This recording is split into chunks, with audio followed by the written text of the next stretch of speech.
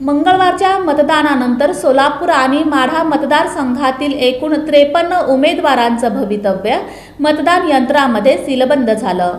कौल कुणाच्या बाजूने लागणार याकरिता 4 जूनचा दिवस नक्की करण्यात आला आहे।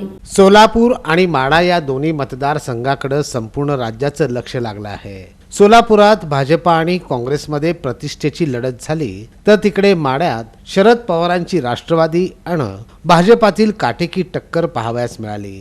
दोन्ही बाजूने मतदारसंघात विजयाचा दावा होत असला तरी 4 जूनची निकालाची प्रतीक्षा लागून राहिली आहे। एकूणच चित्र पाहता मंगळवारच्या मतदानानंतर सोलापूर मतदारसंघातील 21 तर माढा मतदारसंघातील 32 अशा 53 उमेदवारांचं भवितव्य सीलबंद झालं आहे। दुसरीकडे सायंकाळी मतदान संपताच सर्व मतदान यंत्र पोलीस बंदोबस्तात रामवाडी गोदामात ठेवण्यात आली आहेत। इथे चोख पोलीस बंदोबस्त आणि त्यांची करडी नजर राहील। 4 जून रोजी सकाळी 8 वाजता मतमोजणीस प्रारंभ होणार आहे।